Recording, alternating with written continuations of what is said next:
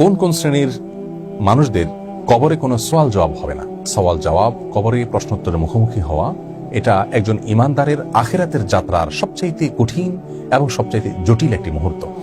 তো এই জটিল মুহূর্ত যদি কারোর জন্য সহজ হয়ে যায়, আশা করা যেতে পারে আল্লাহ তাআলা তার জন্য আখিরাতের পরবর্তী যে ধাপগুলো আছে সেগুলো সহজ করে দিবেন।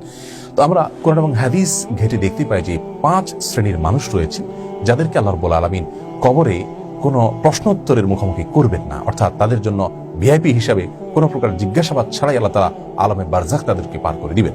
সেই 5 শ্রেণীর সৌভাগ্যবান মানুষদের মধ্য থেকে সর্বপ্রথম হলেন ওই ব্যক্তি যিনি ইসলামী রাষ্ট্রের ভূখণ্ডকে পাহারা দিয়ে থাকেন, বর্ডার গার্ড যাদেরকে আমরা বলে থাকি। তারা মুসলিম ভূখণ্ডের এবং মুসলমানদের এবং দেশের নাগরিকদের নিরাপত্তার স্বার্থে যে বর্ডার কে প্রহরা দিয়ে থাকেন, সে অবস্থায় যদি কেউ থাকেন তাহলে এবং এই কাজকে যদি তার কাজ বানিয়ে নেন এবং আল্লাহর সন্তুষ্টি এখানে আশা করেন এবং আল্লাহর কাছে সওয়াব আশা করেন, মুসলমানদের নিরাপত্তার বিষয়টা তার মাথায় থাকে, এসব দৃষ্টিকোণ থেকে যদি তিনি এই কাজটা করেন, আল্লাহ রাব্বুল আলামিন এই ব্যক্তির মৃত্যুর পর, এই অবস্থায় মৃত্যু হলে বা এই ব্যক্তির মৃত্যুর পর আল্লাহ রাব্বুল আলামিন তাকে কবরে কোনো সওয়াল জবাবের মুখোমুখি করবেন না। দ্বিতীয় সৌভাগ্যবান ব্যক্তি হলেন শহীদ, যিনি আল্লাহর রাস্তায় জীবন বিলিয়ে দিয়েছেন। সে শহীদ ব্যক্তি সম্পর্কে সূরা নাসাইতে বর্ণিত হয়েছে, মা বালুল মুমিনিনা ইফতানুনা ফিল কবরি ইল্লা শহীদ। মুমিনদের অবস্থা কি হতে পারে যারা কবরে প্রত্যেকেই পরীক্ষার মুখোমুখি হতে হবে। প্রত্যেক ইমানদারকে, প্রত্যেক মুসলিমকে কবরে জিজ্ঞাসা মুখোমুখি হতে হবে, তোমার রবকে, তোমার দিনকে, তোমার নবীকে, এবং তুমি কোত্থেকে এই তথ্যগুলো পেলে। সেখানে খাঁটি ইমানদার ছাড়া কেউই সঠিক উত্তর দিতে পারবে না। এমনকি প্রশ্নগুলো মুখস্থ করে গেলেও কেউ সেখানে সঠিক উত্তর দিতে পারবে না যদি তার চর্চা তার জীবনে না থাকে। কিন্তু শহীদ এই ব্যক্তি সম্পর্কে নবী সাল্লাল্লাহু আলাইহি ওয়াসাল্লাম বলেছেন, শহীদ হলো ব্যতিক্রম, অর্থাৎ সেই ব্যক্তিকে কবরে কোনো প্রশ্ন মুখোমুখি করা হবে না এবং কবরের কোনো পরীক্ষার মুখোমুখি তিনি হবেন না। তৃতীয়ত, ওই ব্যক্তি যে ব্যক্তি নিয়মিত সূরা মুলক রাতের বেলা পাঠ করেন। তিরমিজি বর্ণিত হাদিসে রাসূল আকরাম সাল্লাল্লাহু আলাইহি ওয়াসাল্লাম বলেছেন, যদি কেউ রাতে শোয়ার আগে সূরাতুল মুলক 29তম পারার প্রথম সূরা, এই সূরাটি কেউ তেলাওয়াত করেন, যেটা তেলাওয়াত করতে 3 থেকে 4 মিনিট সময়ের প্রয়োজন হবে। যারা খুব ধীরে ধীরে তেলাওয়াত করেন তাদের জন্য সর্বোচ্চ 5 থেকে 6 মিনিটের প্রয়োজন হবে।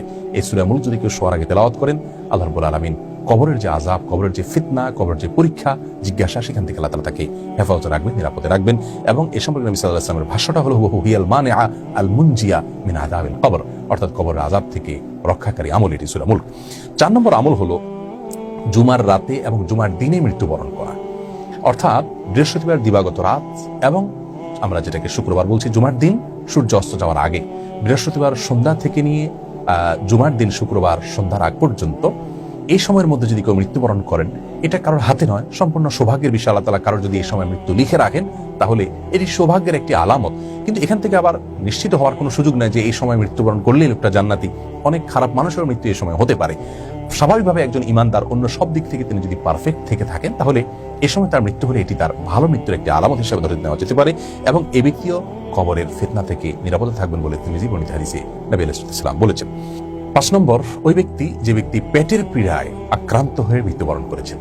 রাসূল আকরাম সাল্লাল্লাহু আলাইহি ওয়াসাল্লাম সহিহ মুসলিম বর্ণিত হাদিসে অবশ্য আল্লাহর রাস্তায় যারা জিহাদে শামিল হয়ে নিজের জীবন বাজি রেখে জিহাদ করতে গিয়ে মৃত্যুবরণ করেছেন তাদেরকে শহীদ হিসাবে আখ্যায়িত করেছেন। তারা ছাড়াও আরো 7 প্রকারের মানুষকে, কোন কোন বর্ণায় 5 প্রকারের মানুষকে তিনি শাহাদাতের মর্যাদা লাভ করবেন বলে ঘোষণা করে দিয়েছেন। তাদের মধ্যে ব্যক্তি হলেন আল মাবতুন ও শহীদ। তিনি বলেছেন, পেটের পীড়ায় আক্রান্ত হয়ে কেউ যদি মৃত্যুবরণ করে, সে ব্যক্তিকে আল্লাহ তাআলা শাহাদাতের মর্যাদা দিবেন।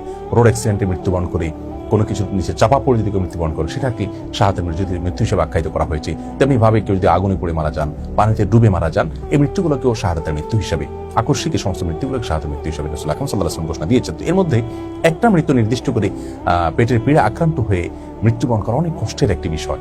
আল্লাহ রাব্বুল আলামিন তার জন্য সান্ত্বনা হিসেবে একটি বিশেষ পুরস্কার ঘোষণা করেছেন যে এই ব্যক্তি যদি সবর করতে পারে, আল্লাহ রাব্বুল আলামিন তাকে কবরের আযাব থেকে, কবরের পরীক্ষা থেকে হেফাজত রাখবেন। তাহলে 5 শ্রেণীর মানুষ, আমরা আবারও বলছি, যারা মুসলিমদের ভূখণ্ড প্রহরা দিয়ে থাকেন, আল্লাহকে সন্তুষ্ট করবার উদ্দেশ্য থাকে সেখানে, এবং দ্বিতীয়ত শাহাদাত এর মৃত্যু যাদের নসিব হয়, তৃতীয়ত যারা নিয়মিত সূরাতুল মুলক রাতের বেলা পাঠ করেন, চতুর্থত যারা জুমার রাতে অথবা জুমার দিনে মৃত্যুবরণ করেন, এবং 5 নম্বর হলো যারা পেটের পীড়া আক্রান্ত মৃত্যুবরণ করেন।